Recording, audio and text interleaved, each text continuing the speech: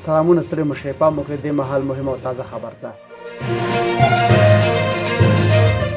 روسي پانګوال به په بلخ کې د 500 میلیونه ډالرو په لګښت د تیلو د استخراج فابریکه جوړه کړي. باختر خبري اژانس د یوې مطبوعاتي اعلامیې له مخې دوه روسي پانګوال د افغان پراختیایي شرکت انټیکو ګروپ سره په همکارۍ په بلخ کې د 500 میلیونه ډالرو په لګښت د نفتي توکو د استخراج لپاره یو فابریکه جوړوي. د افغانستان اسلامي امارت د دغو روسي پانګوالو په حواله ویلي چې بلخ ولایت د خپل جغرافیایي او ستراتیژیک موقعیت له امله د دې فابریکې د جوړولو لپاره مناسب ځای دی.